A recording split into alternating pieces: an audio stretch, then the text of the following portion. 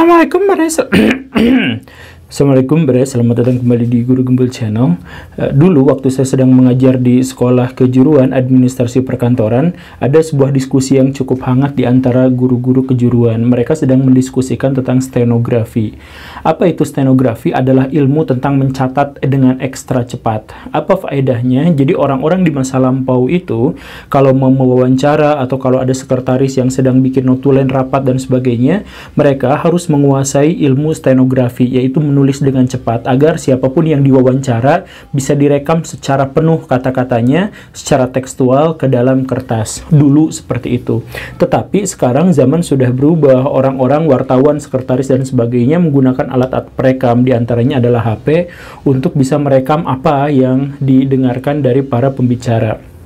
Nah, di sekolah-sekolah kejuruan, stenografi walaupun sudah tidak dibutuhkan lagi, masih diajarkan, maka ada diskusi itu. Satu pihak mengatakan bahwa stenografi seharusnya sudah dihilangkan saja, karena sudah tidak berguna, ini sudah bukan zamannya lagi. Tetapi di sisi lain, ada juga orang yang mengatakan bahwa ini adalah ciri khas dari kejuruan administrasi perkantoran, mana mungkin bisa dihilangkan, padahal ini adalah ciri khas dan identitas. Begitu seterusnya. Kemudian saya nyelonong datang ke situ, kemudian ngomong, tidak usah, itu kan tidak relevan. Sekolah itu untuk kepentingan masa depan, untuk jangka panjang. Anak-anak kita di masa depan hidupnya dengan cara itu, bukan dengan cara hidup kita di masa lampau. Nah, tapi orang-orang yang pro stenografi itu bilang kepada saya, iya, walaupun zaman sudah berubah, tetapi kita tetap membutuhkan ilmu itu, ilmu menulis dengan sangat cepat itu, karena katanya kalau HP kan bisa aja HP-nya ketinggalan, recorder bisa aja kan ketinggalan. Jadi nanti pas HP-nya ketinggalan, kita tetap bisa menulis itu. Terus saya bilang, ya kalau HP-nya bisa ketinggalan kan pulpen juga bisa aja ketinggalan. Ya enggak lah, kalau pulpen ketinggalan minjem aja.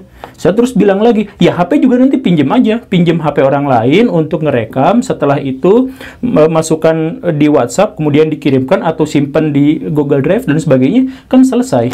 Oh, nggak bisa gitu, pokoknya stenografi itu adalah penting untuk kehidupan anak-anak di masa depan, katanya seperti itu. Ya kalau saya harus menghadapi orang yang ngomongnya udah pokoknya, ya udah selesai, nggak bisa diperbuat apa-apa lagi kan. Ya udah saya pergi. Tetapi kesimpulan di situ adalah bahwa stenografi itu sesungguhnya tidak lagi berkesesuaian dengan apa yang akan diperbuat oleh anak-anak kita di masa depan, sehingga menurut saya sih tidak usah diadakan lagi. Tetapi dibuat tetap ada adalah pertama karena guru-gurunya ada. Kalau guru-gurunya ada tetapi pelajarannya tidak ada, mereka akan menganggur. Yang kedua, bahwa itu adalah ciri khas.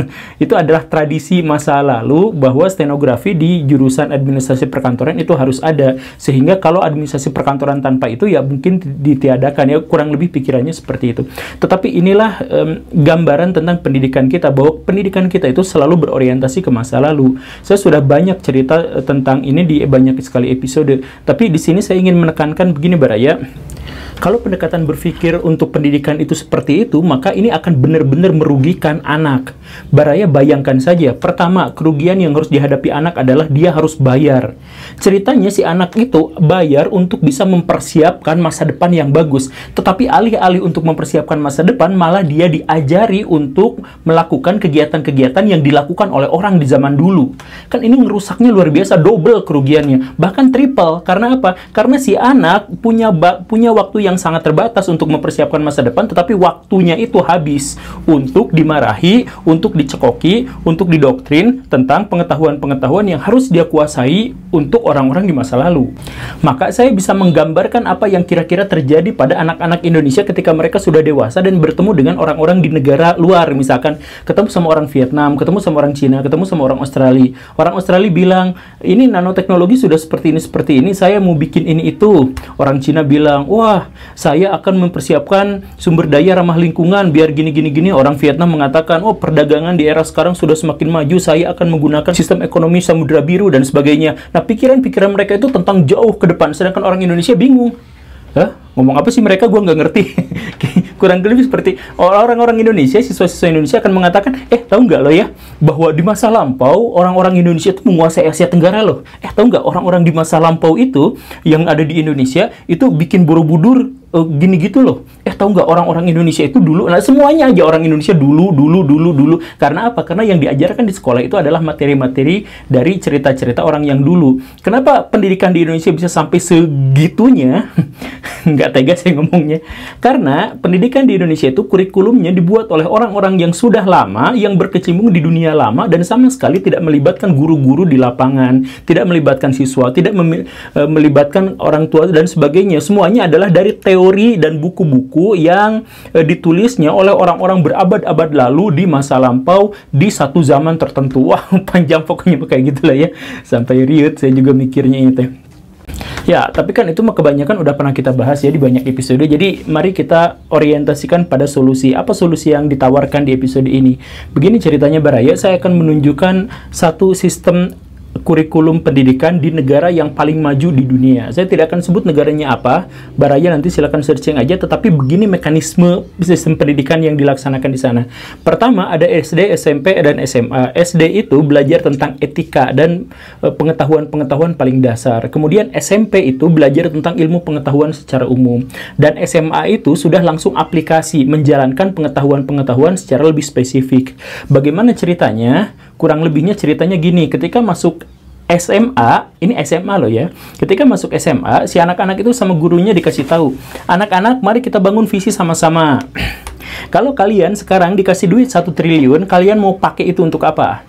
Nah, ini bukan hayalan Baraya, ini bukan ngajak orang berhayal, tapi ini mengajak orang untuk membangun visi.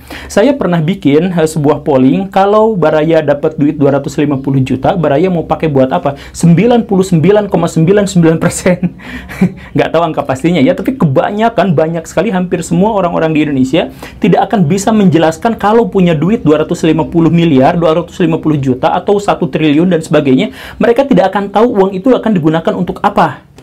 Karena mereka nggak punya visi hidup, mereka tuh nggak ngerti. Jadi mereka nggak punya target, nggak punya mimpi, nggak punya pikiran kalau saya dapat duit segini saya bakal apa, nggak pernah. Jadi hidup itu mengalir aja apa adanya gitu. Makanya susah sekali menjadi orang-orang kaya di Indonesia karena jangankan untuk mengupayakan, punya visi aja enggak gitu. Nah, di negara yang sudah maju yang tadi saya sebutkan itu, si guru itu mulai memberikan dorongan, motivasi, inspirasi. Kalau sama ibu dikasih duit 1 triliun, mau dipakai buat apa? Nah, masing-masing bikin visi. Kemudian mereka menjabarkan, visi saya gini, visi saya begini. Katakanlah si Asep langsung ngomong, visi saya adalah mau bikin sebuah hotel yang sangat mewah di Dubai, biar cepat balik modal dan bisa ngehajiin orang tua sampai sekampung-kampungnya. Oke, bagus, diterima. Nah, di SMA itu, di awal SMA, sesudah itu apa yang dilakukan? Mereka, orang-orang itu akan saling berdebat tentang visi mana yang paling baik. Akhirnya diputuskanlah dalam satu kelas itu ada 3 visi besar. Ada yang bikin hotel di Dubai, ada yang ingin membangun energi ramah lingkungan, ada yang bikin pembangkit listrik tenaga koruptor gitu dan sebagainya. Pokoknya udah. Nah, akhirnya orang-orang yang visinya kurang baik itu, mereka dipersilahkan untuk mengakui kesalahannya, kemudian silahkan bergabung dengan kelompok manapun yang mau. Akhirnya terbentuklah 3 kelompok. Nah, ini pendidikan di negara yang paling maju itu. Sudah dibagi menjadi 3 kelompok. Nah, kelompok si Asep, katakanlah tadi ya. Asep, kamu sudah akan merencanakan bikin hotel di Dubai dengan duit 1 triliun sebagai modal. Siap? Siap. Maka silahkan bekerja sama. Nah, dalam bekerja sama itu ada orang yang ahli seni. Si orang yang ahli seni atau yang bakat seni, jadi dia tuh kecenderungannya seni, dia nggak suka matematika. Ya udah, kalau nggak suka matematika, belajar aja seni, nggak apa-apa. Belajar seni, dalami seni, nanti di kelompok itu dia bagian bekerja sebagai pembuat desain hotelnya.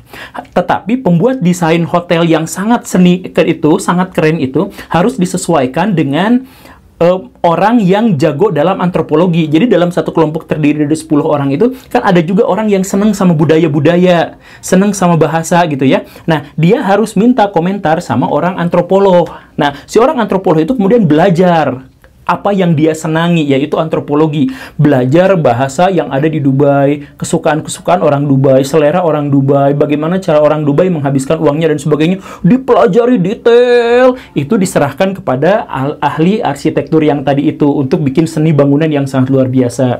Nah, kemudian ini juga diserahkan kepada tim ekonomi. Nah, tim ekonominya itu siapa? Orang yang senang sama pelajaran ekonomi. Jadi setiap orang yang suka sama pelajaran tertentu itu mendapatkan porsinya, bagiannya masing-masing. Oh, nanti si bagian ekonomi ini akan menghitung budgetnya, keluar masuknya bagaimana, termasuk juga bagaimana strategi pemasarannya. Karena sudah tahu, oh, orang Dubai seleranya kayak gini, berarti anggaran pemasarannya sekian, anggaran ininya sekian, dan sebagainya. Dan untuk membangun sebuah gedung, berarti harus ada orang yang ahli matematika. Karena si gedung ini bobotnya harus berapa dan sebagainya. Dan si gedung itu, gedung hotel itu juga harus disesuaikan dengan pengetahuan orang yang ahli geografi. Oh, tanah di Dubai itu segini, tingkat keasaman segini, nanti hujannya segini, berarti yang... Nah, semuanya bekerja sama dalam satu kesatuan yang sangat solid. Setiap orang kan bakat minatnya berbeda satu sama lain, dan mereka tidak dipaksa untuk belajar pelajaran yang mereka nggak akan ngerti. Mereka hanya dipaksa untuk belajar memperdalam ilmu pengetahuan yang sangat mereka gemari. Untuk apa? Untuk ada dalam satu kelompok untuk mencapai kesuksesan bersama. Jadi, skill individunya mereka keluar, tetapi kemampuan untuk bekerja sama dalam satu tim itu juga keluar. Begitu pendidikan itu nilainya seperti itu. Nah, sudah seperti itu. Udah selesai. Setiap pelajaran itu dibimbing sama gurunya. Siapa yang kelompok ahli antropologi di kelompok ini, kelompok ini, kelompok ini, satukan belajar antropologi dengan satu guru yang ahli di bidangnya. Nanti mereka bikin, Pak, saya mau gini-gini-gini, dibimbing. Semuanya siswa itu dibimbing sesuai dengan pelajaran dan keinginannya masing-masing, serta perannya masing-masing. Udah itu, mereka jalankan proyek. Setelah jalankan proyek, di akhir kelas 3 itu mereka bikin proposal. Jadi syarat kelulusannya itu adalah bikin proposal tentang proyek masa depan.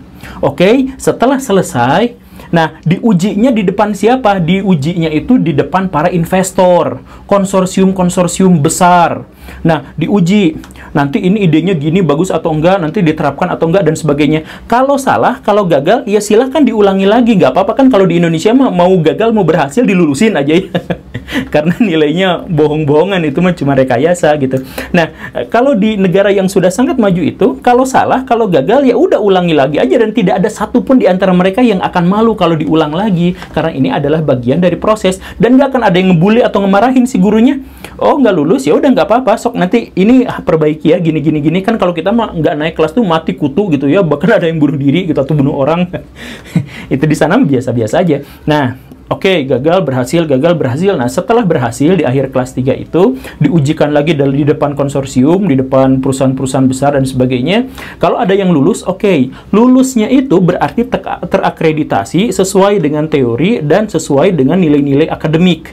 Karena sudah seperti itu, maka yang mengujinya itu perusahaan-perusahaan besar dan sebagainya beneran ngasih duit 1 triliun. Nih, saya kasih duit kamu 1 triliun. Karena kamu sudah berhasil memproyeksikan bahwa duit 1 triliun itu akan berkembang menjadi 5 triliun dalam sekian tahun. Saya percaya, saya sudah lihat presentasinya, saya sudah lihat keahlian dari timnya, maka saya serahkan duit ini sama kamu. Nah, orang-orang yang ada di sana itu bebas pilih, mau jadi kontraktornya, mau jadi pemiliknya, mau jadi minjem duit doang nanti dikembalikan dan sebagainya. Silakan urusan kerja nanti. Tetapi si proposal itu benar-benar akan dikerjakan dalam sebuah proyek besar yang memang di dunia nyata terwujud.